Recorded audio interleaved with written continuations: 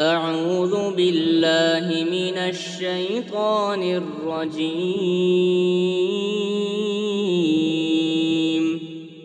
بسم الله الرحمن الرحيم.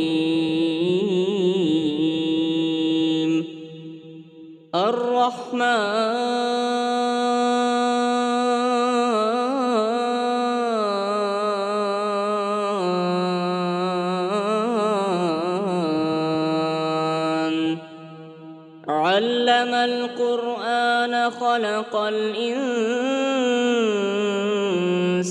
علمه البيان. الشمس والقمر بحسبان والنجم والشجر يسجدان والسماء رفعها ووضع الميزان ألا تطغوا في الميزان وأقيموا الوزن بالقسط ولا تخسروا الميزان. والأرض وضعها للأنام فيها فاكهة والنخل ذات الأكمام والحب ذو العصف والريحان. فبأي آلاء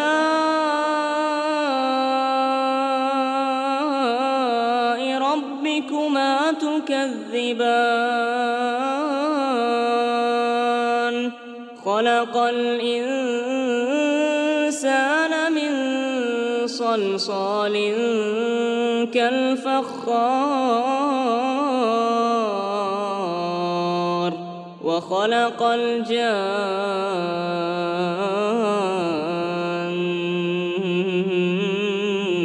من مارج من نار. فبأي آلاء ربكما تكذبان؟ رب المشرقين ورب المغربين. فبأي آلاء ربكما تكذبان؟ مرج البحرين يلتقيان بينهما برزخ لا يبغيان. فبأي آلاء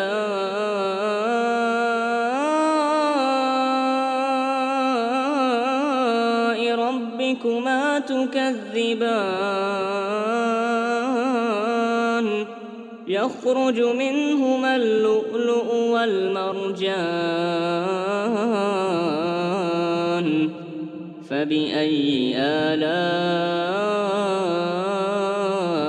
ربكما تكذبان؟ وله الجوار المنشآت في البحر كالأعلام.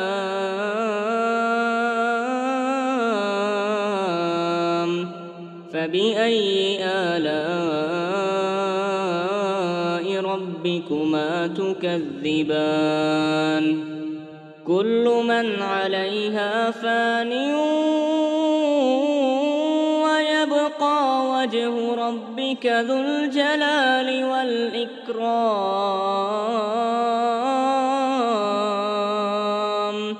فبأي آلاء ربكما تكذبان؟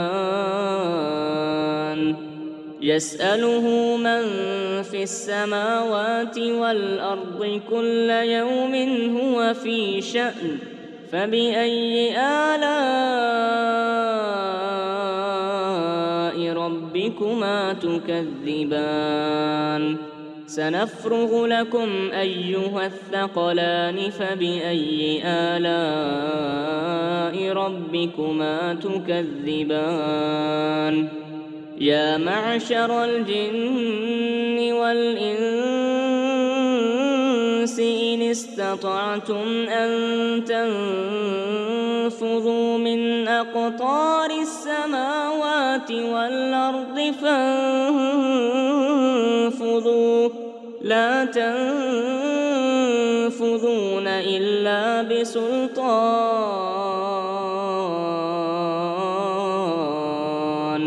فبأي آلاء ربكما تكذبان يرسل عليكما شواظ من نار ونحاس فلا تنتصران فبأي آلاء ربكما تكذبان فإذا انشقت السماء فكانت وردة كالدهان فبأي آلاء ربكما تكذبان فيومئذ لا يسأل عن ذنبه إنس ولا جان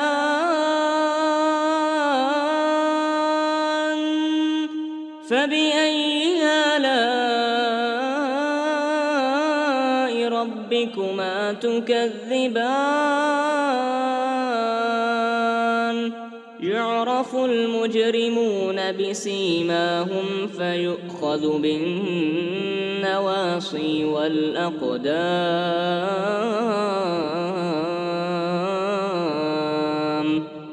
فبأي آلاء ربكما تكذبان هذه جهنم التي يكذب بها المجرمون يطوفون بينها وبين حميم آن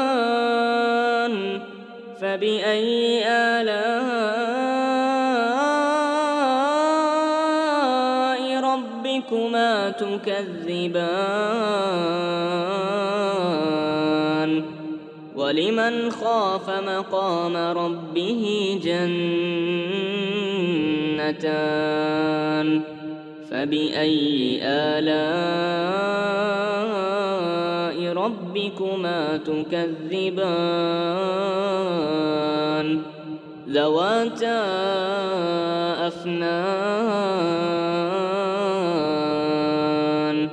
فبأي آلاء ربكما تكذبان فيهما عينان تجريان فبأي آلاء ربكما تكذبان فيهما من كل فاكهة زوجان فبأي آلاء ربكما تكذبان متكئين على فرش بطائنها من استبرق وجنى الجنتين دان فبأي آلاء ربكما تكذبان فيهن قاصرات الطرف لم يطمثهن إنس قبلهم ولا جان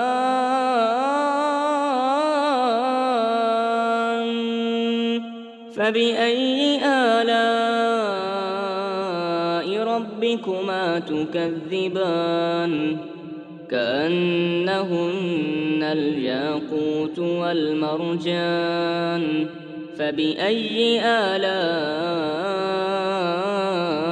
ربكما تكذبان هل جزاء الإحسان إلا الإحسان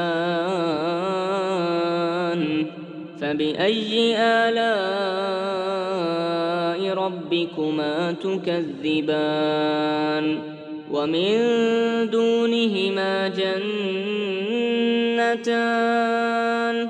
فبأي آلاء ربكما تكذبان مدهامتان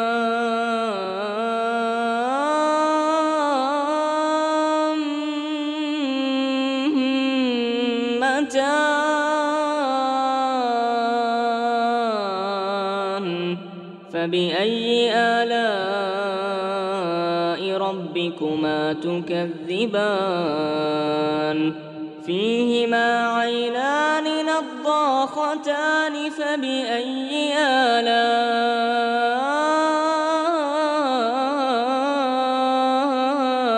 ربكما تكذبان فيهما فاكهة ونخل ورمان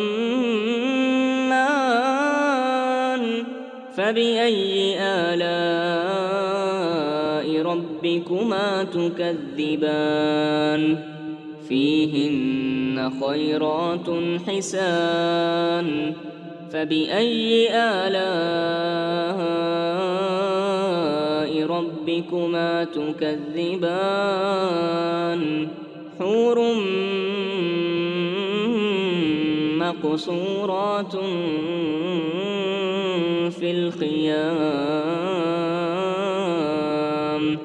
فبأي آلاء ربكما تكذبان لم يطمثهن إنس قبلهم ولا جان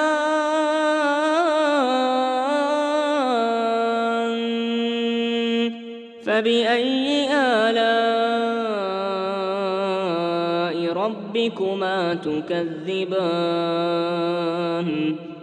متكئين على رفرف خضر وعبقري حسان فبأي آلاء ربكما تكذبان تبارك اسم ربك ذي الجلال والإكرام